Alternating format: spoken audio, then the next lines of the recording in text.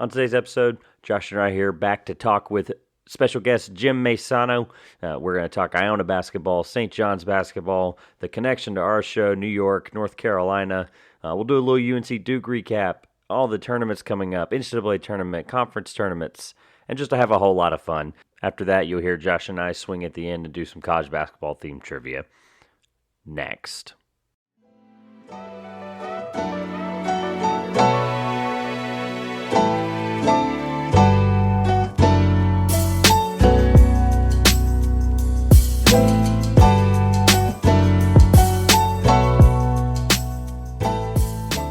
Welcome back, everyone, to the 2-Pointers podcast. I'm Josh. And I'm Trevor. And this week we have our guest, Jim Maisano, on. He's a huge college hoops sports writer and radio host. And so, Jim, welcome to the podcast. We're glad to have you. Well, thank you so much for the invitation. And obviously, this is a great time of year to talk about college basketball. We have championship week starting this week. And 1 week from today, we're getting brackets for the NCAA tournament. So this is a pretty great time. Yeah, I honestly can't wait for a week from exactly this time, honestly, because I guess it'll be 6 o'clock. Yes. New Selection Sunday. We'll be looking at the TV in exactly 1 week. That's right. We'll also be looking at a ton with Conference Championship Week. We'll talk about that in just a moment. We'll open it up really quick. We always ask our guests just to kind of give us whatever they feel about themselves, where people can find you. You also have an opportunity to, plug in what you want and where people can find you at the end as well. But just give us a quick background on yourself, your college basketball, watch history, what you've been doing. We've got a little bit of background on you as well. We'll discuss when you get finished. Sure. Well, it may be interesting to know that I was a lawyer and a politician my whole life that loved college basketball and was always hoping that someday I'd have some free time to do something with my love of college basketball, which kind of happened the last couple of years. And one of the reasons I thought I could get a nice college basketball radio show going is that I live in New Rochelle, New York, where Iona College is situated, and that was Rick Pitino became the coach. So the concentration on basketball in my hometown really jumped with this excitement of Rick Pitino being the coach. Now, we were in the pandemic, which was a difficult time. They weren't even going to allow fans into the games. So think about it. Iona College hires Rick Pitino, Hall of Famer coach, but they can't have the fans go to the games, right? This is like the golden moment of a college. Like they had a home run on a coach, but no fans. So, but I started the radio show on a local radio station 1 mile from Iona College. And the Rick Pitino thing really did work. People were more into college basketball because Pitino came to Iona. I've been a fan of college basketball my whole life. I mean, believe it or not, when I was like a little kid, I watched Notre Dame upset UCLA in 1974. I mean, how many people could you talk to that saw that game, right? Well, that broke the UCLA's epic winning streak. I don't know if you remember that. That's like one of those greats. They actually did a 30 for 30 on ESPN about that game. So anyway, I was in 8th grade and I told all my friends to watch the 1977 national championship game, which was Marquette against North Carolina. And Marquette was amazing. Their coach was Al McGuire. I actually watched that game in my bed, in my room. I've had the TV on without the sound, so I didn't get in trouble with my parents. But that's how far back I go with college basketball. I'm a fan of multiple teams. I went to St. Bonaventure for undergrad. They have a great program. I went to Buffalo for law school. They did not have a great program when I was there, but now they're pretty good in that MAC conference. Yeah. I always rooted for Iona. It's my hometown team. And then we own a house in North Carolina, so I root for the Tar Heels and North Carolina, Wilmington, where the house is located. My house in North Carolina is about 1 mile from Seahawk Nation at University of North Carolina, Wilmington. So I have a lot of teams to root for, including I should put in St. John's. I've always rooted for as a New York team. The good thing about rooting for a lot of teams, somebody's going to win every weekend.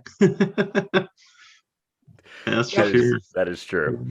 Or it's a really bad weekend. The only thing I would add is that I have a big part of the radio show, which kind of worked, was I have a big Twitter presence, both personally, and I set up a Twitter page for College Hoops Chat. So the combination of the radio show and the 2 Twitter pages has worked.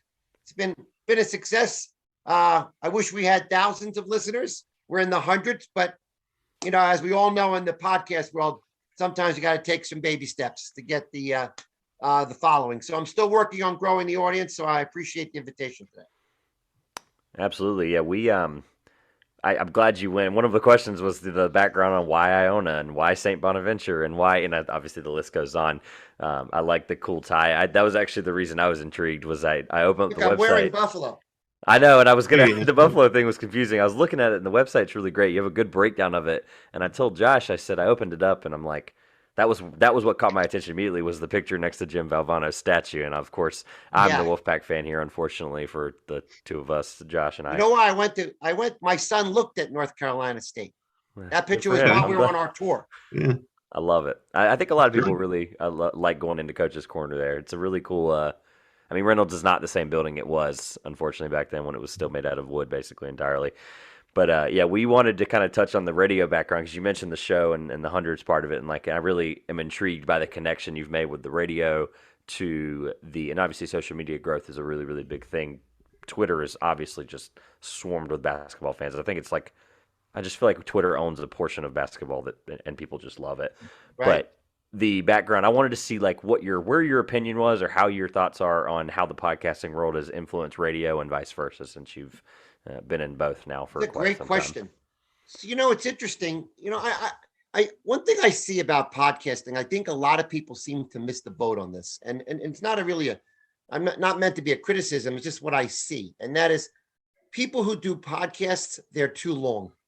There's people doing 2-hour podcasts. I mean, everybody's busy in this world. We have jobs, we have families, we have people going to school. I think so. Sometimes I see a podcast, maybe you've done the same and said, it's an hour and a half long. I don't have time to watch it. So I do think people should be careful about timing on podcasts. I do the same thing with everything. My radio show is an hour. It's about 45 minutes without the commercials. That's what we post. And even that's probably about, I think, as far as you can go. But, you got to think about your audience, and your audience is busy and they all have things to do. And so I'm trying to keep things I do shorter. So people have time to look at everything I do from beginning to end. Because I know I jump into podcasts and listen to half. I mean, everyone does that, right? It's hard sometimes to listen to an entire podcast.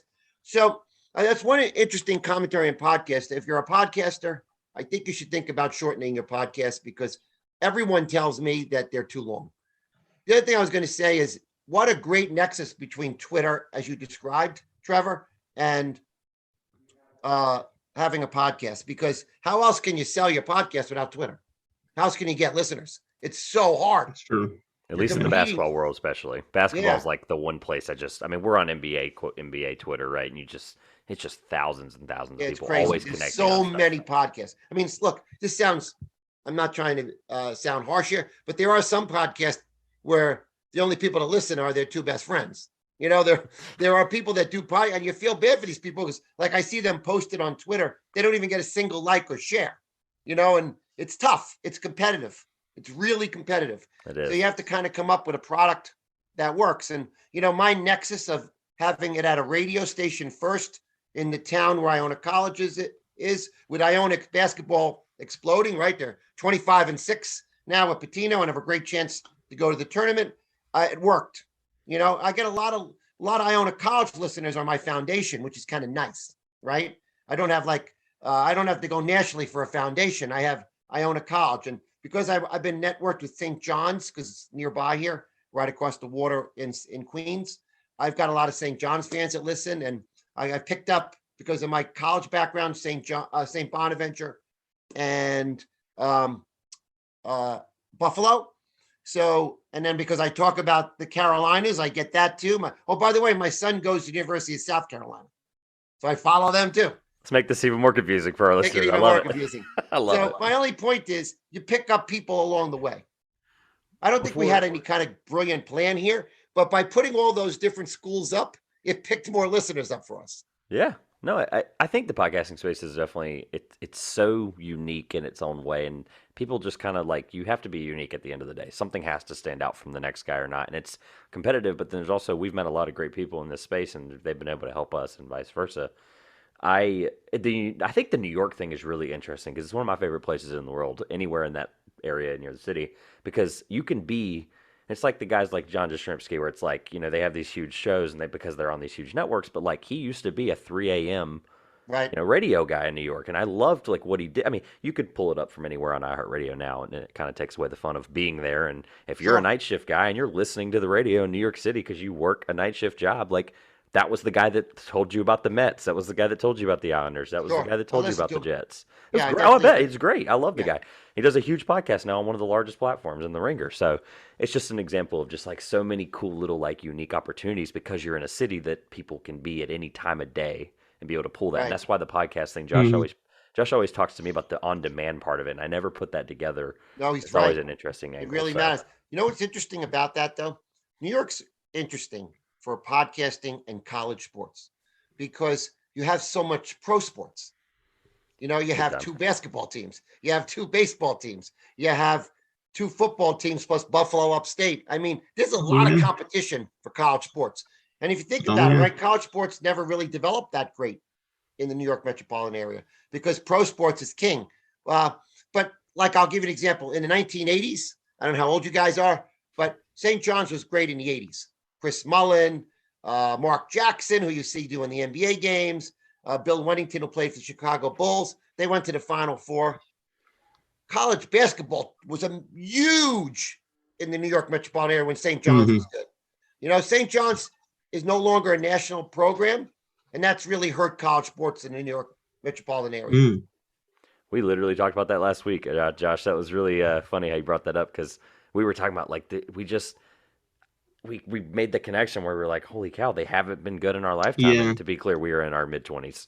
So Right. that doesn't but gap for us when it comes to college basketball. We grew up in Tobacco Road, so obviously that's why I made that Pretty cool awesome. connection. You grew up in an awesome place too, by the way. I can't speak for Josh, but like when I'm out of town and I like forget that I'm from the area, and when I say from, like we're literally in that triangle. Right. And I'm in Chapel Hill. I go out of town and people are like, you're from like Tobacco, and it could be anywhere, not just New York, but people are like, you guys are from Tobacco Road. Like that's so, and I never realized I took it for granted until stuff like Saturday we'll get to in a moment with, Coach K, but until stuff like that kind of comes to fruition nationally, you're like, I never realized it was that big of a deal until I'm like, okay, this is actually a really big deal. It's a huge So, deal. It's I mean, like I love Tobacco Road basketball. I just love it. And I loved it long before I had a house in Wilmington, by the way. I mean, I've always loved it since I was young. I mean, I remember the 80s teams for North Carolina were just so incredible. Michael Jordan and James Worthy. It was unbelievable, just tremendous. Sam Perkins. I mean, just tremendous basketball teams. And they played so great with Dean Smith as the coach. Absolutely. And let's not forget about North Carolina State that won the national championship with Jimmy Valvano. And that was a terrific basketball team. New York guy as well. So by the way, I went to Iona Prep for high school. So Iona Prep, Iona College, 2 Catholic schools kind of related to each other, although they're not the same exact school, but they're connected. But that was when Valvano was there at Iona. Wow. So Iona was really good. I mean, they won like over 30 games one year with Valvano. They had a tremendous team. Wow. But before he went to that's why he went to North Carolina State, because he did a tremendous job. As a matter of fact, they lost by Georgetown in the round of 32 by about 3 points. Had they beaten Georgetown, they would have went to the Sweet 16. And that team was good enough to go another game or two. That Iona team that actually put Jimmy Valvano on the national scene, that had him land at North Carolina State. But that was a great Iona team. And funny, that's one of the greatest teams ever. We'll see about this year. Pitino's team might rival that. We'll see how it plays out. Yeah, I think like Patino's team, when a week from now, when we're all talking about our brackets and who's going to run, I kind of just foresee Iona being that popular pick that people make to make several. They have a tough road. Can we Yeah. jump into a conference tournament? Is that okay? Can we jump into a conference Go tournament for it, here? yeah. Iona's got a tough road. That conference, the MAC conference, MAAC, Mhm. they have been beating each other up all season. If you look at the standings, there's a bunch of teams in the middle with all about the same record. You have Iona at the top, but you've got teams like St. Peter's, who's excellent. You have Monmouth, who's very good team. You have Siena that got better and better and better over the course of the year. You have a team like Marist that all of a sudden got hot. I think Iona is the best team on paper, but I can't tell you they're going to win the tournament this week. We all know You go out one game, and That's true. you get in a slump early in the game, and the other team's hitting threes, and you get down by 10. We all know anything could happen in a conference tournament. So Iona is no sure thing. As much as I am a fan, I've seen every Iona game this year. I've covered every Iona game, but I've seen all the other teams in the MAC. It's just one of those Northeastern kind of rugged conferences where there are a lot of tough games. And Iona's got a tough road this week. I'll tell you that right now. There's a lot of Missouri Valley too. The Missouri tough Valley's guys that very are good. up there as well. I've been trying to keep an eye on Monmouth in my own point because of the former Tar Heel from last year, Sure. Walker Miller. Right, Walker Miller. Starting for Monmouth and having an incredible season. Yeah, and they helping also to have a Seton contribute. Hall transfer. They have a What? Seton Hall transfer also. So they have 2 power conference transfers, Monmouth, and they had a Yeah. pretty good team coming back to begin with. So, Mhm. and King Rice is the coach who played for North Carolina. Oh yeah, yeah. So I mean, that was the Monmouth big is a connection very with good team. Walker ending up in Monmouth, and Yeah. I think they've got a. So everybody's got Iona as a 12th seed, which is kind of exciting right now in every bracket I've seen. Yeah. But they've got to get through a rough tournament this week, like Mhm. every other team in the nation. Oh yeah, there's no sure thing. I think Murray State was able to lock up their NCAA tournament bid, but even they kind of had a tough game against Morehead State to get to it. They were good. I watched the game. Yeah. I watched the game last night. Morehead State was tough. They hung in there. They never quit. We're gonna tie it into. You mentioned the conference tournament thing. We'll tie in this really quick because you mentioned the Iona thing, and you went back and you were touching on some of these players from Carolina's '80s teams. We would absolutely, our fans and listeners, every time we do some like player specific stuff, you've seen people love it. Who's the best player you ever saw in person? And the caveat is it could literally have been, and I'll give you an example. Josh's dad just happened. He was a coach in North Carolina in the '80s, and he just happened to see Jordan and Buzz Peterson play in a pickup and scrimmage in some form. So It that was counts. McDonald's High School All-American. McDonald's, that's it. It was that little. Yeah, that's right. Sorry, and that counts. Anything like that. So who's the best player you've ever seen? Obviously, you've been in a great, rich area for college basketball with the St. John's thing. I have to a be in the feeling- gym watching. In yeah, the gym watching. I think that's the caveat. Yeah. Wow. That's a great question. So let me give you an 1A part. And now let me think of 1B. 1A is easy. That's why I could just do it. Ready for this? And this is pretty cool. When I was a freshman in high school, I was at school and I walked into the gym because my friend said this freshman team was playing. The Iona Prep freshman team was playing a school called Power Memorial. I don't know if that means anything, you guys. Guess who went to that school? Lou Alcindor, later Kareem Abdul-Jabbar. Wow. Okay. That's why you asked this question. But I'm not that old. Wait a second. I'm not that old. Lou Alcindor was not in that game. Okay. So I walked in the gym, and you guys know how it is. If you ever saw a high school basketball game with a future pro in it, Oh yeah. the kid is so much better than everybody in the court. It's like Yeah. a man playing with boys. You know what I'm talking 100%. about? Oh, You yeah. know who that person was? Chris Mullen. Oh yeah. You know, former St. John star, dream team player, Golden State Warriors. He was my age, freshman on the court. And he, by the way, he had like 32 points, 18 rebounds, 6 steals, 4 assists. I mean, like, he was so dominant. Everybody in that gym was going, "Who? You see that kid? You see that kid? Oh my God, that kid was amazing." That's 1A. 1B, wow. Wow, I couldn't even, the best person I ever saw live. I'll tell you one play I'm going to put there. I'm doing only college, not pros. Pearl Washington on Syracuse. Wow. You remember That's a that? You good know one. that? Ever heard of that guy? Yeah. He good was such a phenomenal basketball player. He never really made it in the NBA. He did get drafted, but in college, He was a high at school legend too. Syracuse, awesome. Pearl Washington, dominant player. Yeah, he was a There's high school two. legend Chris too. from Mullen, what I Pearl remember. Washington. Not too bad. Yeah, I'd say the Lou Alcindor thing was like you ask the questions like that and you never know the answer. That's why I love that question. Right.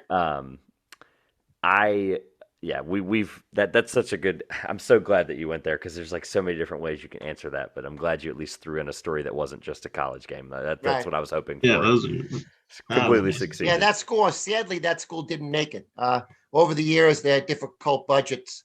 And the school doesn't exist anymore, Power Memorial, but they were from probably the 60s, 70s, and 80s, like one of the dominant basketball programs in America, not just New York.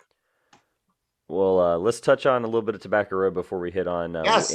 We'll end with a couple of any more storylines from conference tournaments that we might not have hit on, but we'll touch on the Tobacco Road tie because again, I brought that up earlier. I Please thought do, that was because I'm very still so interesting. excited about last night. I want to talk to somebody about it. That's we were going to start with State really quickly. Give me 30 seconds on what can turn State around because I need to hear it. I need something to get me through In a the few rest years. of this year.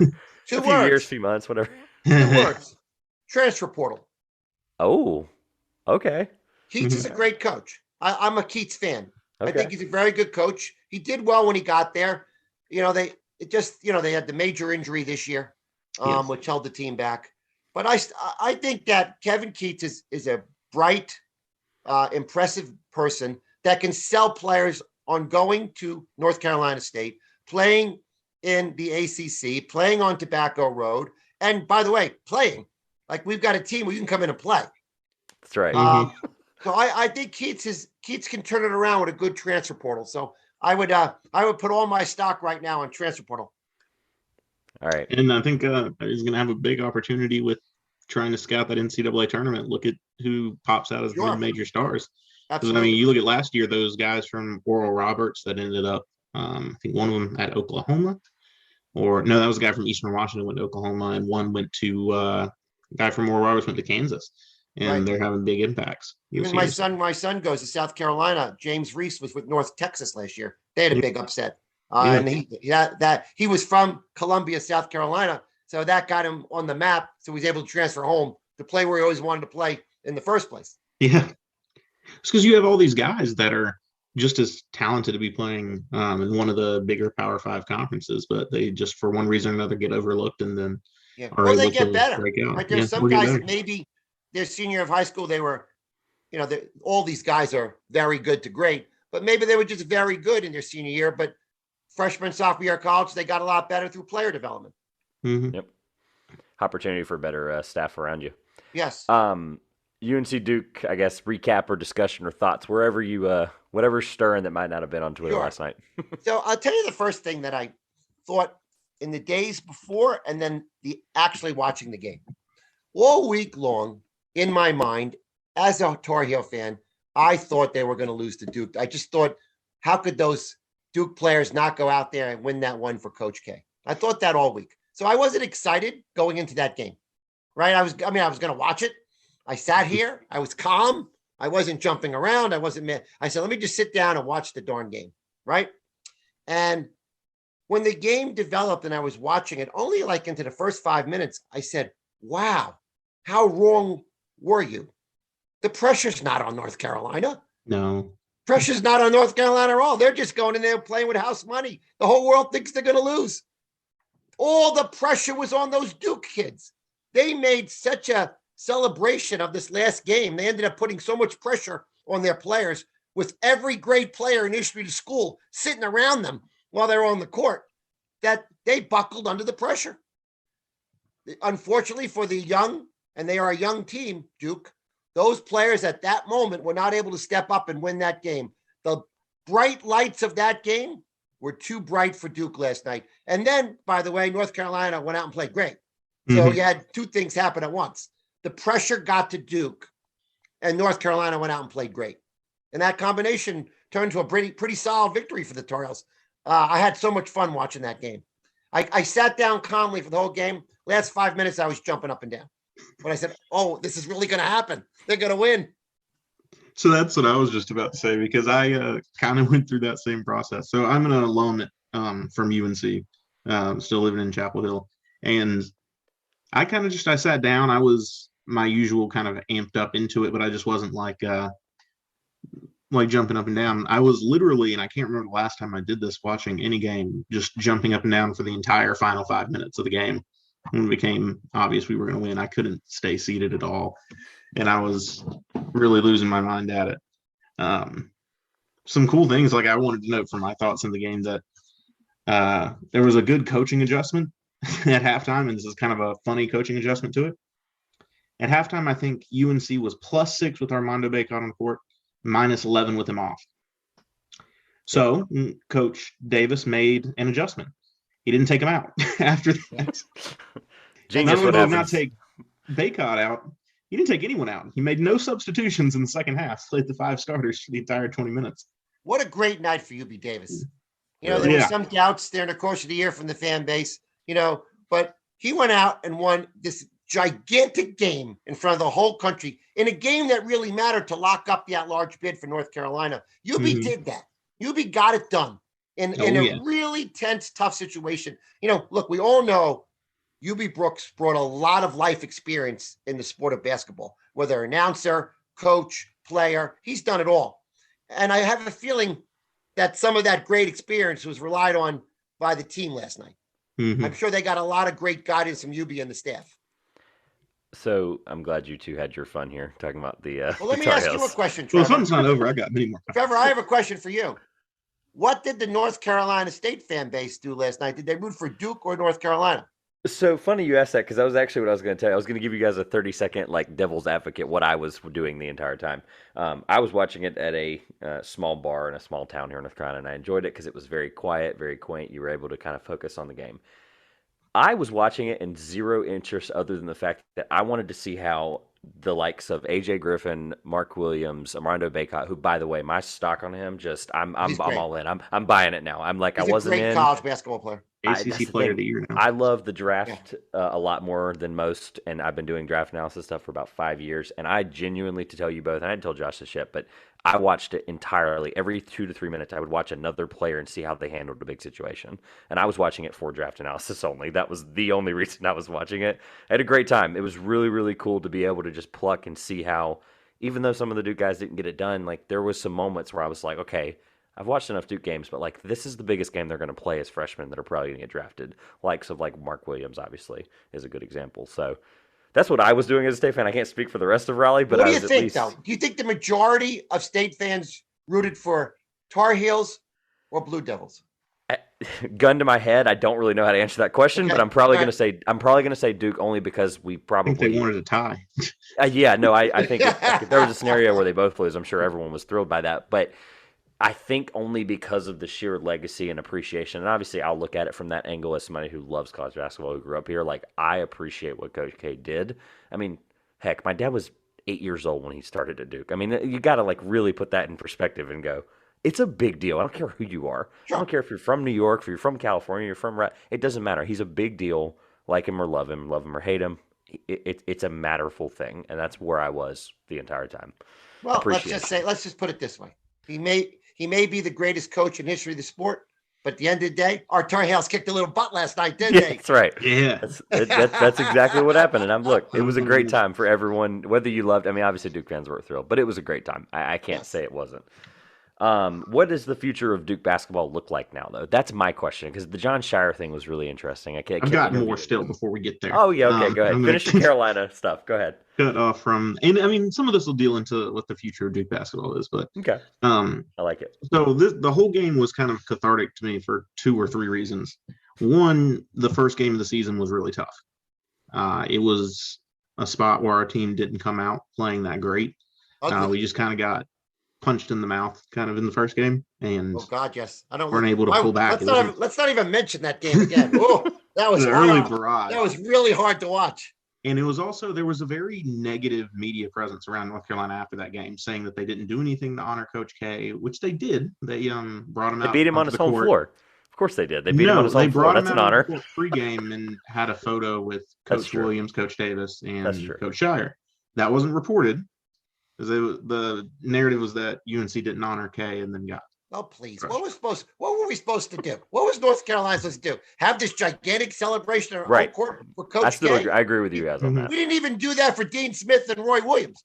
Exactly. To be fair, that's true. Well, they didn't tell anybody they were retiring. Yeah. My only point is, I think that media concentration was absurd. Yeah. It was. You know what? North Carolina was every bit classy with Coach K through his retirement. They didn't do anything that anybody could say anything in a negative way. They were, the only thing that negative, though, was some of the fans were jerks that were yelling out some negative Coach K stuff in that first game. Oh, yeah. I would say that. That was the only time I thought it didn't make the university look very good. No, there were definitely sometimes less is more. Sometimes less is more. In this case, I think that's okay because you're ultimately a rival. You're ultimately somebody who respects it if you actually do or care.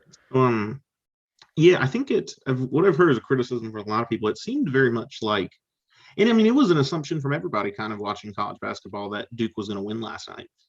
And it led to probably one of the most awkward post-game ceremonies aired live on ESPN that I've ever seen, as they went through the retirement speech. Sure. But one of my favorite things that kind of cast my mind back to, I was watching the game and ESPN would cast, like, when Duke would make a big basket, they would put the camera out to one of the former players or something to get a reaction shot. And they kept going back to JJ Redick over and over again. And all it reminded me of was my second favorite Carolina Duke moment from my lifetime in 2006, on JJ Redick's senior night at Cameron Indoor Stadium, when things went about the same way when Tyler Hansbrough as a freshman came in. Sure. And knocked off Redick and Sheldon Williams and what was a number 1 ranked Duke team, not a number 4 ranked. But. I don't know, Trevor and Josh. I would just close my thoughts on this by saying the following. Roy Williams is one of the greatest coaches also in history of the sport and didn't have to have this whole year crusade. Everybody tell me how great I am, like one Coach K. He said, you know what, folks, I had a great career. Thank you. I'm moving on. Seemed like a pretty classy way to handle it. Thank you, Coach Williams. Mm-hmm. Yeah, he actually, a video surfaced. He basically walked off. I don't know exactly the scenario, but I think it might have been a similar like final home game, and you could see him, and they panned off the camera.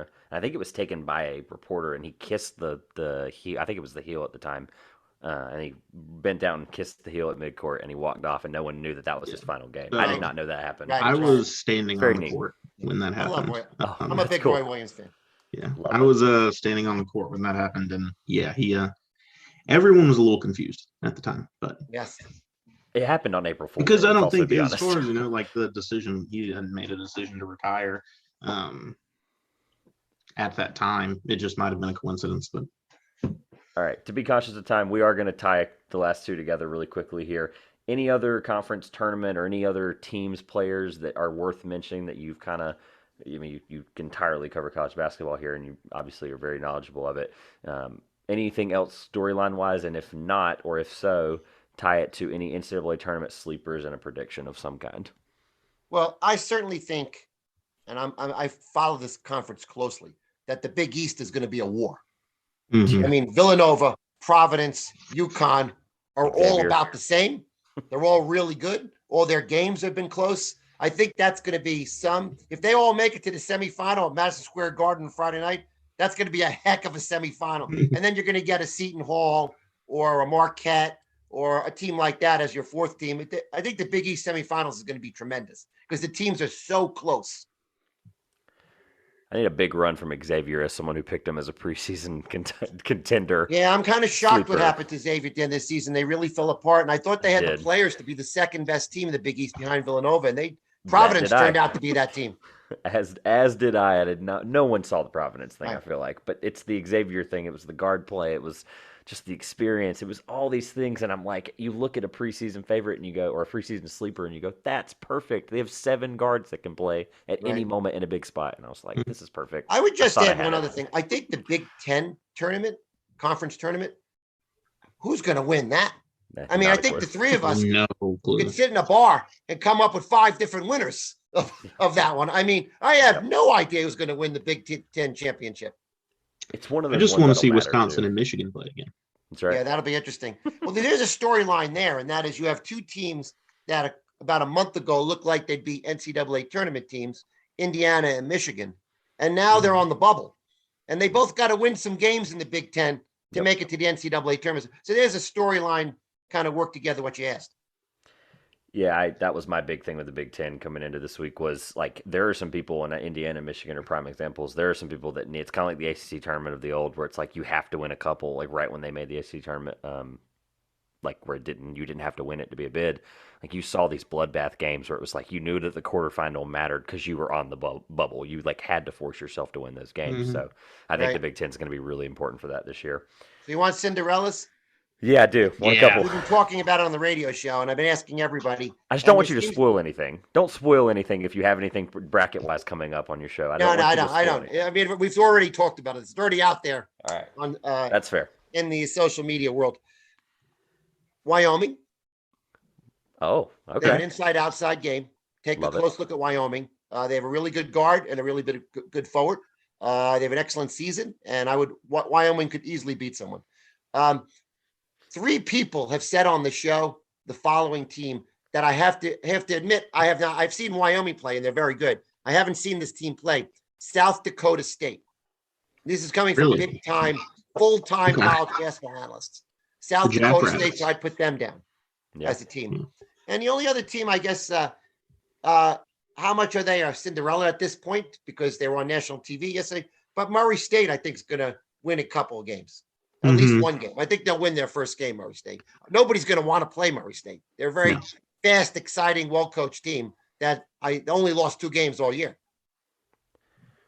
All right, Josh. There's I 3 guess for you.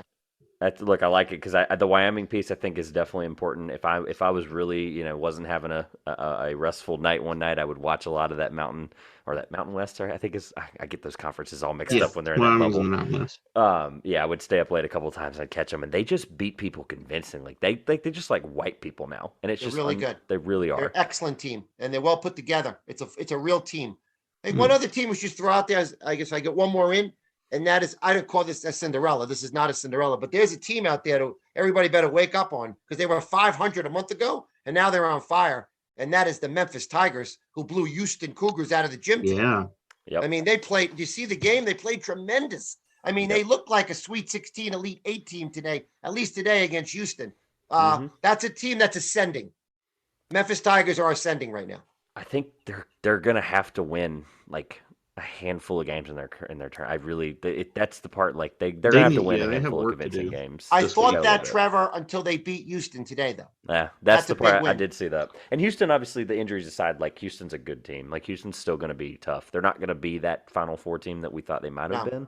I just think too many injuries happened at too many of the wrong times. Try to catch the highlights of that game. Now you can go on YouTube. I don't know if you guys do this, but you put highlights. You can find these 10-minute highlight reels of college basketball games. Take a look at that game. Memphis was a terrific performance today.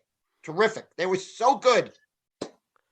Yeah, I think San Diego State's a funny one, Josh, because I think it's going to be the Oral Roberts of last year, where we just stare at them. We stare at them for 3 days, and then we record our tournament preview, and we go, "There's going to be one team that we're going to be like, you idiots." Yeah, and it's going to be probably San Diego State or something of that caliber. And I'm just don't go down that road again. San Diego State's played very well in the month of February. Yep.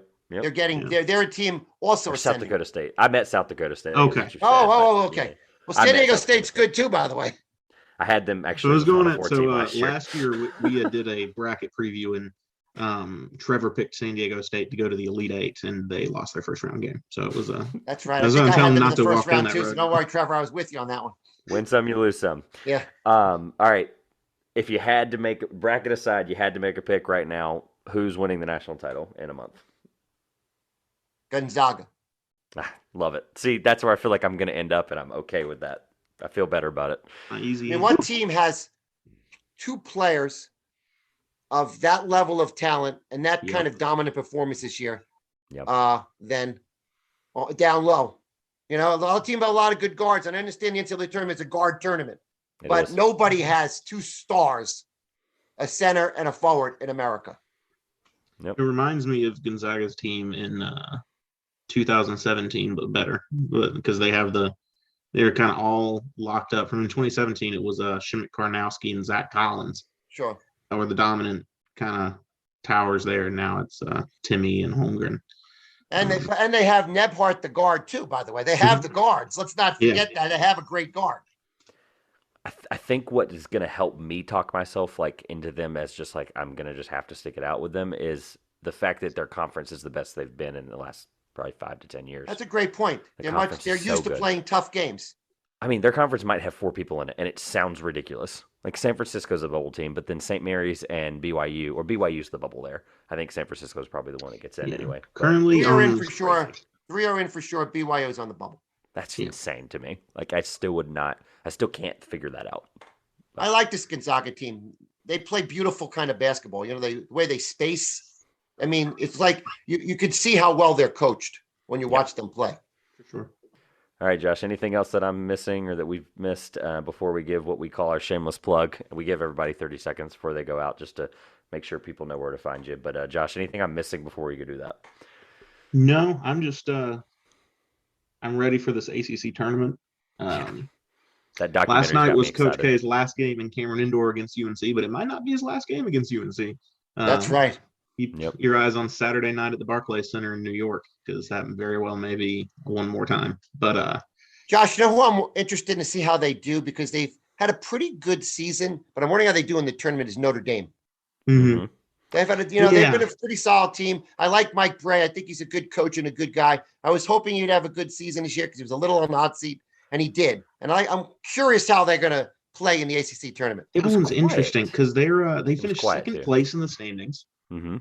in the ACC this year, but they were kind of considered a bit one of those weaker sides Right. of a team, like a bit weaker than a Miami team who had some tough losses that was a bit lower. They're old. The whole starting lineup is 21 and 22. That helped them a lot.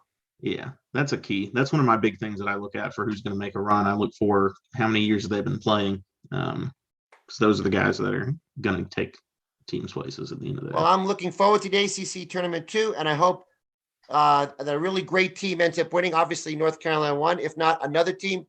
The one team I would not like to see win is Duke, but we don't need to get into that right now.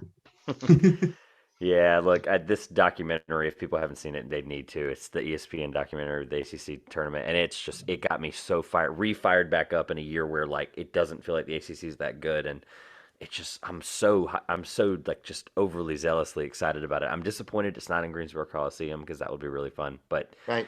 It's you ready for Tuesday for State's game? They're going to make the run. It's Tuesday, man. A Tuesday team, automatic it hurts my qualifying. heart. Trevor, I just want you to know I am a Tar Heel fan who does not dislike the Wolfpack. Well, I like the Wolfpack because they let my son in. My son applied and got in, and he was thinking of going there, though he picked South Carolina. It was a close one. But we love North Carolina State, too, just so you know. I always tell people, I tell my friends, this will be the last thing I say. I tell my friends or I tell people I know who I meet who might not be college basketball fans, I go, really, and this ACC tournament documentary is why I'm bringing this up in the grand scheme of things. I just never like put two and two together until this documentary where I was like, this just bloodbath of coaches. Like the tournament had period, but like State had Norm Sloan. Like I never Press Maravich. Sure. Norm Sloan, the guy who invented the tournament. Right. Yeah, or I'm sorry, Everett Case. I went a little bit far back, but and then Jim Maisano. I'm like, it's this unbelievable. You look at this like Hall of Fame resume, and I'm like, I have to remind myself of that. Like Coach's Corner, I was walking through it the other day, and I was like, 1, 2, 3, and then you don't even count Yao in that. I'm like, it's crazy. Hey, so, Josh, anyway. I have a question for you. Go for it. Tar Heels, real. See, I'm only for like 2-3 decades Tar Heel fan. You're a real Tar Heel fan. You went to the school. You live down there. I'm just one of these New York Tar Heel fans. You guys dislike Duke more than North Carolina State, right? Yeah. Okay. It's not even close. It's not even close. I'd say that the rivalry has shifted in football a bit. Absolutely. Because NC State's much more competitive than Duke as a football program. Right. Even if people won't say it, they're the biggest rival in a lot of other sports, but basketball. So if North Carolina State was playing in the ACC final against Duke, Tar Heel fans would be for North Carolina State? Oh, absolutely. Oh, 100%. I like that. All right, all the way. So I'm okay liking both Tar Heels. There's no issue. All right, I like State basketball. All right, good. I've always had the utmost respect for Jim Maisano. I like State basketball. Sure. Okay, now, good. The rest of State's teams, I'm not. You made me feel better. Thank you, guys. Hey, look. I'm not messing up as somebody that follows North Carolina sports. Even the cool, State's better than Duke. Everybody's on State side over Duke. You got some fun full circle moments too with like the UNCW thing with Keats. It's really interesting. Yes. All right. On the way out, like I said, we always give people 30 seconds. Twitter, website, Instagram, Facebook, doesn't matter. Whatever you want to say, anything that our listeners are going to be able to hear and go, that's where I can find them. Go right ahead. Okay. Well, if you'd like to find me, I am on Twitter as @Jim Maisano, JimMaisano, or @Col Hoops Chat. I couldn't spell it out. They didn't give me that many letters. So it's @COLL Hoops Chat. That's the Twitter for the radio show. I'm also have a website, which is collegehoopschat.com. That's an easy one. Love it. So those are the best places to find us. All right, Josh. Well, Jim, thank you for being on and thank you for the chat. Hopefully sometime again we can have you back on talking college. Sure, anytime. Thank you so much. It's nice to chat with you guys. I love the North Carolina angle, so anytime you want to chat, I'm happy to jump on. Awesome. Thank you. All right, we just had a great time with Jim. Let's roll right into trivia here.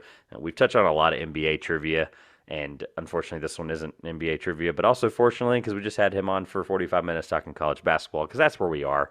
It's that time of year. So Josh, college basketball, we just had a lovely fellow from New York on, and it made me think. Like, I thought through the last week when I was planning this, and I said, I'm really excited about like the St. John's thing, and like, we talked about Iona a little bit, and no, it's not going to be Iona themed trivia. Lucky for you, but I miss the old Big East. I miss like the Kemba Walker hitting that shot over that tall dude from Pittsburgh. Like, I miss that old Madison Square Garden, nitty gritty Big East basketball. I really do. I think it's a conference that doesn't get enough love now because of its history, or because of its lack of history now. So we're going to talk about the Big East tournament and the Big East in general and Big East scoring, because St. John's, my tie to it, is in the Big East. So we are going to go through. For those that might not know, Josh, I made a huge, just left hand southpaw right to the chin of Josh's lead, I guess you could say. It is now 12-10. So to be fair, I guess since we make rules in this show, that he has a 6-point opportunity this week. I feel very confident he will do. Which I guess my expectations should be changed slightly because he's done better every time I said he won't. So we're going to go over the top 18 all-time total points in the history of the Big East. So players, all-time who played in the Big East. We're going to go over the top scorers. The caveat I told Josh before we recorded, is I did not notice this until 5 minutes ago via College Basketball Reference. This is since 1985-86, so that actually makes your life a little bit easier. So that was the asterisk I was referring to. So 85-86 was the first year that these points were recorded on College Basketball Reference. Top 18 scorers. Josh last week introduced the very lovely hint rule, we're going to call it. So he gets 24 guesses for 18 total answers. He'll get 6 hints that can be traded in, or 6 extra guesses, however he wants to do it. Any thoughts before you begin, my friend? I already hate this. Hey, St. John's plays in the Big East, right? Dude, it was a hard week. It was either that or Iona, player of the year candidates in Iona history. It would have been horrible. So What? I would have found something to do with Iona. I was going to say head coaches all time in Iona, but Rick Pitino and Jim Maisano are the only two that you would have gotten, I promise. So I'm trying to at least give you a fighting puncher's chance, we're going to call it. I don't know how much of a puncher's chance it is, but we'll say.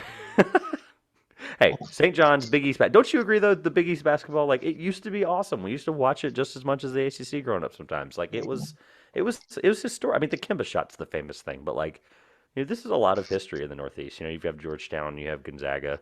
Gonzaga. I looked at the screen and saw Gonzaga.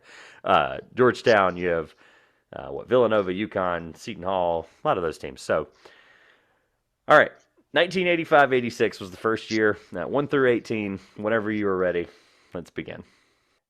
Well, oh gosh, I guess I'm just going to throw Chris Mullin out as a possible answer because Jim talked about him a lot. It's a great guess. Unfortunately, Chris Mullin is not correct. That did surprise me as well. I'm just going to kind of give me a minute. I've got to write down what I can remember as players who actually played in the Big East when they played there. Can I get a clarification? This is not asking for him. This is a question clarification. Is this total points in history or average points per game scored? I tried to be as clear as possible. It's total points. Total points. Okay. Total points. That's because I can't then name guys like Carmelo Anthony, who I would, if it was average points per game, I would have said Carmelo Anthony. However, he played one year as a freshman at Syracuse when they were in the Big East. One game. No, I felt like not Kyrie in his 8 games. But it was actually 11, I think. I'm just kidding. No. Yeah, I do that sometimes depending on the question. Obviously, for listeners that might be new here, trivia is our most popular and fun segment. People love it. But there are some cuts that you'll hear. You'll hear some silence, and then you'll hear like a 5-second cut where it sounds like Josh had 5 seconds to think of answers, but he gets like 60 seconds at least to just, get on a notes app, write them down, whatever you want, and just get them out of your head. Because obviously that's one of the best ways to get through trivia. This is not some timed, just high stress trivia. It's a high stress for who wins a trophy at the end of the year. So whenever Josh is ready, he can roll off as many answers as he absolutely would like. I am looking forward to this. I have only prepared one hint technically, for what it's worth to Josh. He prepared one last week. It's not a great hint, I'll be honest. I'll just be upfront with you. It's not a great hint, but I do feel like it would at least help you get a gauge of where you're thinking. Mm-hmm. I'll tell you this too. If you ask hints, I will have to. There will be a moment where I have to look it up because it tells me the last school that these people played for. That doesn't necessarily mean that's where they played a lot of their games, because they may have transferred. Obviously, even with the old transfer rules, where guys actually had to wait the full year, etc. Guys still transferred though, so just keep that in mind. I will have to make sure I'll clarify anything. If you have any hints you want to trade in, I will have to make sure that my verbiage is correct or my answers are correct. Just getting prominent Big East basketball players down out of my head. That's fair. When you have 24 questions or 24 guesses, that's a great way to do it. I mean, you'd rather have more than less. That's my struggle. Got it at some point. Oh gosh. So there's one that really bothers me because I don't know when they joined the Big East. I don't want to know when this team joined. I know a player from this team is top 10 scorers in the history of college basketball, but I don't know when they joined the Big East. That could be a hint. That would basically. But I will also find out the answer just by guessing the player's name, so there's no reason to waste the hint. All right, that's fair. That's strategic. We're starting to be strategic. I'm just going to put them on the list. We'll guess them eventually here. You said this is from 85, 86? That is correct. Well, I'm not going to use Patrick Ewing then. See, that's the thing. I did not realize this. They basically are honest in Sports Reference or College Basketball Reference, where leaders are based on stats from 85, 86 through the 21, 22 seasons. Not all leaderboards are available for seasons prior to 92, but the statistical coverage for seasons prior is mostly complete. They say there are some imperfections in their statistical basically tracking, but they are basically 99% accurate on 85 through 92. So it basically makes up for guys like Ewing maybe, or ones they might have missed. So they're very clear that they are as accurate as. I mean, it's Basketball Reference. We trust Basketball Reference more than we trust Google sometimes, because it's the pinnacle of statistics in basketball. It's interesting because the new Big East is mostly what the old Big East was now. UConn has left the AAC. All right, we're going to start throwing some guesses out there. I don't have a ton, but see how it goes. I've used one so far that I got wrong. Chris Dunn, the Providence Friar. Chris Dunn is a great guess. He looked unbelievable in college and unfortunately didn't translate to the NBA, as well as he was unfortunately not on this list. Providence Friar, though. At least you remember Providence was in the Big East. Like some people might not until this year, because they look good this year. So it's not going to go my way. Ryan Archidiakono. Also another great guess. A guy who did translate decently well to the NBA. I don't know how else to just be like. Saying Archidiakono translated better to the NBA than Chris Dunn. Neither of them did, to be clear, but I can at least remember the last time Archidiakono played. So let's go with unfortunately not correct. Emeka Okafor. Also a really good guess. Also, unfortunately, not correct. Played 4 years at UConn and won a national title. I am really glad that this is a, shrunken down to 85 and before, because otherwise I feel like this would be torturous. Shabazz Napier. Unfortunately, Shabazz Napier is not correct. Dwayne Wade. Oh, the Marquette man. Unfortunately, Dwayne Wade is not correct. You have made 6 guesses for what it's worth. I know, I'm counting. Jimmy Butler. Okay. Jimmy Butler, unfortunately, I believe was a JUCO transfer, so wasn't at Marquette his entire career. Jimmy Butler is not correct. Dougie McBuckets. That one shocked me because I would have 100% guessed that, and no, he was not on this list. Okay, so Creighton hadn't joined the Big East yet. That's all right. That was worth a guess. Where were they? The Mountain Valley at the time?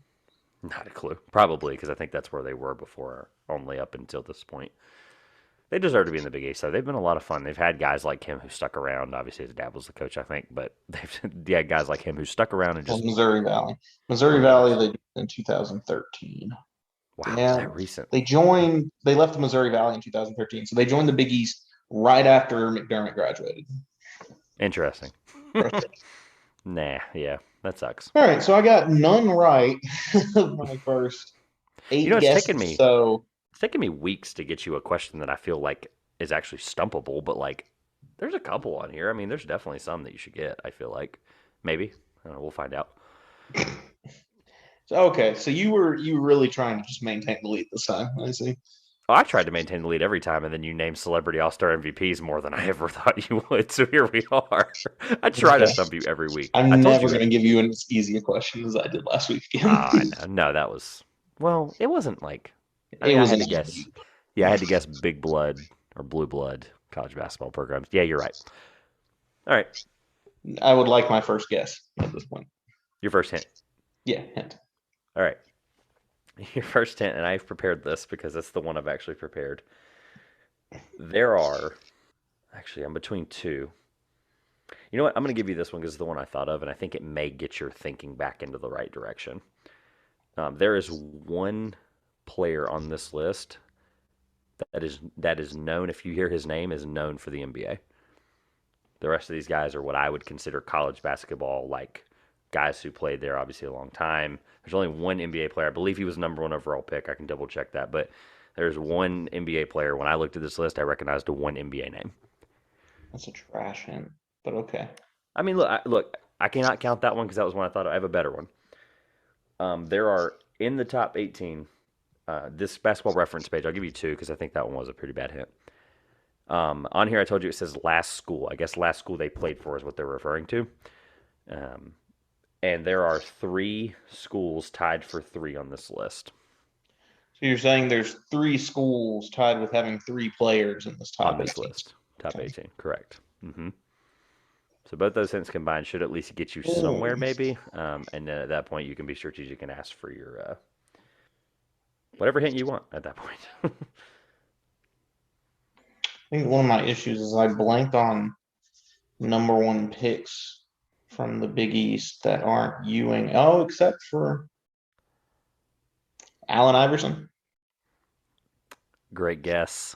3 years at Georgetown, unfortunately, was not able to get into the top 18. Check if he's a number 1 pick because I know for a fact he is a number 1 pick because he's my second favorite player of all time. He was 96. I can tell you the year. I said check greatest. if the person that you gave me the guess on was a number 1 pick. This guy was first round, first pick in the 1990 draft. Oh, wow. I even give you that. Further back than Iverson. Any guesses, my friend? No. You're still thinking. Got it. Yeah. Still struggling. I'll leave you with this, or I'll tell you this. This question is not on par with G League players that were drafted, but I tell you, I don't should think have known enough of those to get a point. You could have, would have, should have. My point being is this one's not far below it in terms of difficulty. I'm starting to be glad for this pick because, I've tried to make it hard for like 6 straight weeks to get this lead back, and I couldn't. I kept getting beat up, and I was like, here we go. He's going to be up by 17 going into the final. Or you're just going to keep getting 2 points every week, and I'm going to keep getting 1 or 0. And I was like, it's just going to be this stupid 6 point. Yeah, no, this one, I mean, look, the Big East, it's a respectable conference. Not a ton of guys since 85 that have wowed us in the NBA, I will say. Which, yeah. You'll remember some of these, though. Seriously, there's some of these recently that I'm like, oh, wow. In terms of just, guys we would have watched on TV, guys we would have watched in the tournament. So, Yeah, that's what's tough. I blanked on a lot of them that I would say this. I would, if I was you, obviously, and look, you take your strategy as you must. I'm the opposing player here, so me telling you strategy is not probably appropriate, but I would utilize a few hints. Like with where you ask me, because if you're stuck and you're between something, it may be worth you getting a point. I don't even know what to ask. It's the problem. I really don't. Yeah, look, I've had weeks like this where I just get stumped, like I couldn't get anything. And it happens. Can you give me the teams that have been members of the Big East from 1985 to now? Sure, I guess. I'll just tell you what the ones on this list. How about that? Okay. That'll give you a real good narrow down. It'll get rid of schools that you wouldn't have to think about. I'll go backwards. I'll go 18-1. I won't even try to give you random order. Syracuse, Providence, UConn, Seton Hall, St. John's, Notre Dame, Villanova, Seton Hall, did I say Xavier? Boston College, and Marquette. Interesting.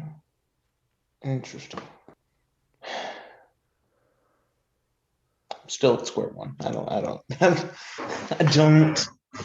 I feel like a lot of these are not recent players. They are before I was born, Big East superstars that stayed there for 4 years, and that is like killing I'm me. gonna give you Because you said the only person who was known for playing in the NBA was drafted in 1990. Correct. However, Far before we were born. since 2000, there have been 1, 2, 3, 4, 5, 6, 7, 8, 9, 10 of the 18. So there are a handful from 2000 on. It narrows down basically 20 years for you, and not 40. Can I give you? Look, I'm just giving you free hints at this point because I feel bad because you have to get 3 to get 1 point. So, I mean, we're still at that level. I recognized up front when I saw this list without looking anyone up.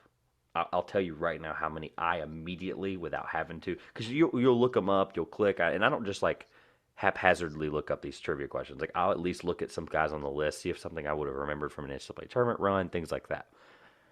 Haphazardly, just staring at this list, I recognized 1, 2, 3, 4, 5, basically 5 or 6. Would it be guys right now in trivia that you would have to think of? No, that's why college basketball trivia on this show is harder than NBA trivia. I mean, it is what it is. College basketball it's a beautiful, beautiful game. Is there any hint you're thinking about? Because look at it this way. You have to get 3 points. Is there any, or 3 people, is there any hint that you've been like thinking about where you're like, I just have to ask them that? No. All right, I'll tell you this. Trying to just think of prominent players in the That's fine. 90s and the 2000s. I'll give you this since you have to get 3 of them. I'm going to give you the hints for fun because it's going to help me have more fun. The guy that's number 1 on this list has 2,761 points, and he played at Marquette from 2017 to 2020. It's not like I'm giving you 18 or Marquette's 15. been garbage for the past few years. Good stats, bad team. Yeah, I don't clearly I don't remember anybody that played Marquette the last few years. If you get to a point where you want to tap, I'm totally fine with that. But at least exhaust some guesses because at the end of the day, like one will make it more funny. Yeah, I understand. We do this for entertainment. and two, at least it'll make it more fun when I reveal some of these names. Yeah. When we reveal these names, we're gonna play a game of Have you heard of them before? That's what we're not. It's who gonna you play be like for. a little bit easier once like I hear the name pop up. I'm gonna be like, oh, but it's tough now. A couple, yeah. Some of them will be like, oh, but it's tough now because. For what it's worth, in the 26 to 50 something range, there are many more NBA players. So it kind of gets to that point where they weren't there just long enough where it was like, okay, these guys could have, scored a little bit more. The next NBA player after the guy at 16 was 28. And when I mean NBA, I mean guys that I absolutely recognize. Mm-hmm. That doesn't help you. I'm just telling you where we are in terms of these guys stuck around in the Big East as long as humanly possible, and they scored as much as humanly possible. So I'm not coming up with anything. Like I have nothing. That's fine. I'm okay with if you're ready to tap. Then I mean we can do this. Is this your official white flag? WWE double tap on the floor of the ring. Like what is this? No, I've got theoretically 14 guesses left, so let's go for another hint. That's fine. You're asking. And I don't have a question. That's just okay. To see what information might pop up. Let's do this. This will leave me with 13 guesses. I just get all right. The guy who was drafted number 1 overall. I'll give you 2 hints because at this point, like you're dead in the water. So the guy who was Thank you. 16th, who was the number 1 overall pick in 1990, was drafted by the New Jersey Nets. In 1990. Mm-hmm. He played for Syracuse. My second hint for you while you think of that is the guy. The hints are starting to get way easy because I'm about to just give it to you basically, since you need 3. The guy who is first on this list played from 2017 to 2020, like I said, at Marquette. Or his last name is Howard.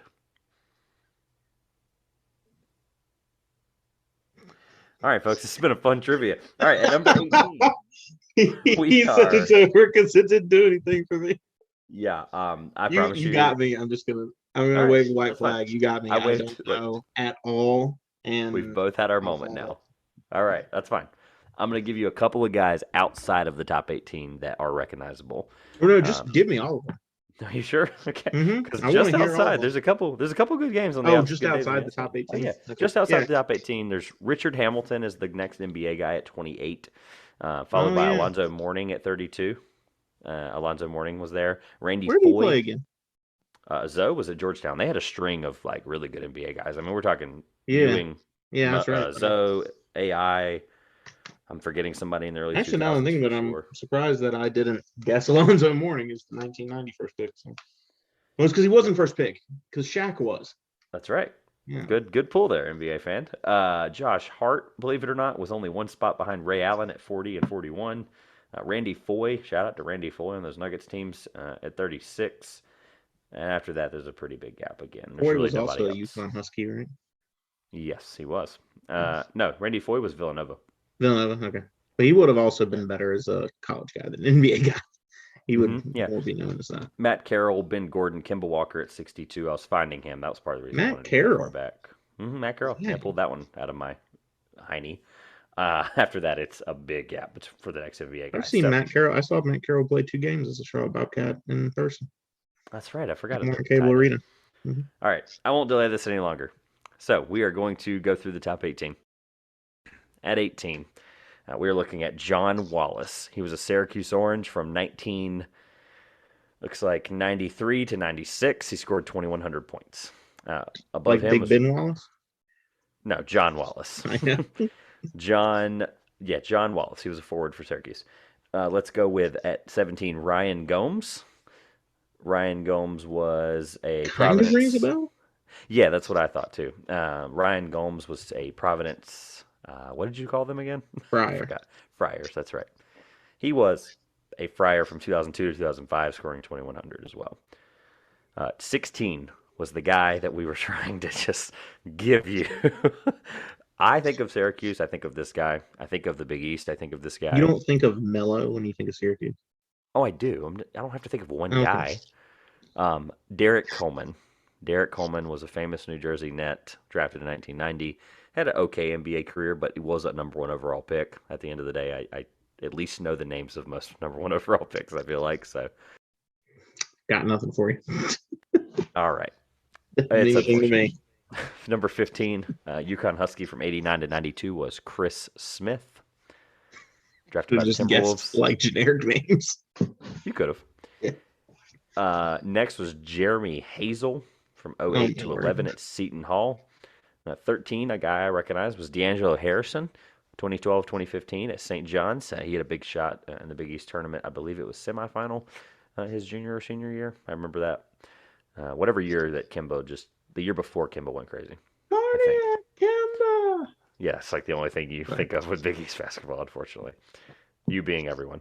Chris Thomas. So Chris Smith, not to be confused with Chris Thomas. Chris Thomas was a Notre Dame Fighting Irish from 2002 to 2005. Now we're into the 2,200-point range at 11 with Scotty Reynolds. Reynolds was a Villanova Wildcat from 2007 to 2010. Number 10, I recognize personally. Kerry Kittles, another New Jersey Net. It's a name that most people maybe recognize if you tie it to Villanova. He was there from 93 to 96. He scored 2,200. I'm not shocked you have nothing to say. Number 9, Miles Powell. Miles Powell was a Seton Hall. Pirate, thank you. I'm just struggling with my mascots today. Seton Hall was 2017 to Next trivia on my 2020. side. Can you name these mascots? Yeah, I'll just start naming Wildcat and Bobcat and Wildcats. Bulldogs. Bulldogs. That's a good one. Bulldogs. Let's see. Seton Hall 2017 to 2020 was Miles Powell. So if that name remotely rings a bell, it's because he Nope. left 2 years ago. All right. Trayvon Blewett. That one. Oh, should, that one maybe? rings a bell. Yeah, 2015 to 2018. The Xavier. What team? Xavier. Okay. Again, what is Xavier's mascot? I can't remember. Musketeer. Musketeers. That's right. I got it off the top of my head. Lawrence After I Moten. said it. No. Moten. Lawrence Moten, 92 to 95, Syracuse Orange. Dana Barros was at 86-89 Boston College. Malik. Why did I spend so time trying to guess these? It's okay. Malik Sealy was the other St. John, which we realized the St. John was the Storm. Red Storm. Red Storm. Yep, the St. John Red Storm player from 89 to 92. Excuse Apologize to St. John's fans for calling them the Johnnies. me. It's okay. I don't think that'd be a Let's good other nickname. Just It put would out be. there. It would actually be really cool. Yeah. Number 4, you have Luke Heron-Gotti. He played at Notre Dame from 2007 to 2010. Rounding out the top 3, you have Terry DeHeer, played at Seton Hall from 90 to 93. Troy Bell was a Boston College man from, I thought you maybe would know Troy Bell, maybe. 2000 to 2003, Boston College. And at number 1, who graduated or left Marquette in 2020, was Marcus Howard. Marcus Howard hit that big shot when Marquette made, I think it was the Sweet 16 a couple years ago, maybe. I just remember him. I remember him in a tournament of some kind. Yeah, they won. Oh gosh, I'm having to pull now on Basketball Reference how they won or how they did. Let's see. It doesn't show the record, of course. It doesn't. I have to click through the year. So either way, Marcus Howard, guard for Marquette. Hello, this has been the Two Pointers podcast. I'm Josh. Just kidding. 12 to 10. I'll politely end with this. Good effort. Yeah, a lot of great guesses. I really wasn't disappointed by the likes of Jimmy Butler, Doug McDermott, Allen Iverson, Chris Mullen, Chris Dunn, not to be confused there, Ryan Arcidiacono, I think is how you say it, Emeka Okafor, Dwayne Wade, and Shabazz Napier. All guys, by the way, common theme that played in the NBA. I don't believe any of these guys I named. If they did play, wasn't a long time. So shout out to the old Big East basketball. I am curious to know how well Jim would have done. Jim, if you're listening, please let us know on Twitter. I'll end with this, Josh. I am looking forward to my 5-minute monologue of the Aisha and Steph Curry show. Board games with Steph and Aisha. I don't really know what it's called, actually. I'll be watching that this week. And then I don't know how. This just has to be thrown at the end. How did we not bring up the new NBA Wordle game, Podel? Poeltl. Whatever. Podel, whatever. No, it's not. No, stop, please. I know. How do you pronounce his name? Say his name. Jakob Poeltl. There you go. Yeah, it's Poeltl. My bad. Poeltl the turtle. We're trying to tweet our scores every day if we can. Y'all play along, tweet at us. I lost today. I did not. I got Trevor Ariza on the 5th one. Spoiler. Yeah, I didn't remember you played for the 7th. Lakers. I was like, I've got to find out what old guy still plays there. Well, I could have actually, and it's funny because I thought of him on guest 2, and I didn't do it, and I just was like, and maybe it's Carmelo, and I threw Carmelo out there. I did guess Carmelo. That's what got me. That's what got me the Trevor. Tried Ariza Anthony guess. Day-to-Day Davis. I did too. I got 4, I think, is what I got today. But anyway, great game. If you haven't played it, we'll link it in the bottom of the episode. But at 2 pointers on Twitter. To get to the Pacific Division and get to the Lakers. I try to be. The division's a really great way to play it. It's really strategic. If you can like really see the division and like be like, okay, it's not Southeast, and then if you can just eliminate the other one, because there's 3 in each, obviously, you can really be strategic with the Pacific. Yeah. I also think jersey numbers is really important if you're between 2 teams. Like if you think it's one of 2 teams, I don't know jersey numbers very well. It's not easy, but I think that's helpful. Like you could ask me jersey numbers of Charlotte Hornets, and I would not be able to tell you. LaMelo is 2. That's the only one I know for sure. Yeah. Bridges is 0. I could tell you. I think Rozier's 3, maybe. Could be wrong. He is 3. Okay. I'm better with jersey numbers than most too. I got to give myself credit. Couldn't tell you what Hayward is. Plumlee or 24, I think. any of the rest of them. Yeah, that's tough. But yeah, play Poeltl or Poeltl. Gosh, I always say think Poeltl. about it. Poeltl. It's because it rhymes with Wordle. That's the point. Yeah. Wordle, Poeltl. Got it. It's great. I love it. Wordle.dunktown.com, I think it was. Yeah, and we'll put it in the bottom of the episode just to make sure people can go straight to it. Save it to your bookmarks and just every day play it. If you're an NBA fan, you should be. At 2Pointers on Twitter, really quick. Instagram, TikTok, both the same. At 2Pointers Podcast. Facebook.com/the 2Pointers Podcast. And then lastly, website promo. There will be something really awesome, new, fun, exciting coming up that pertains to an event in the next 3 months in the basketball world. It will be posted on our website in the next 7 days. So please, again, bookmark our website. Take a look at it. We will also be announcing it very shortly. Thank you, Josh. I'm done. Get out of here. Well, that being said, this has been this week's edition of the 2Pointers Podcast. I'm Josh. And I'm Trevor. And we will see you soon.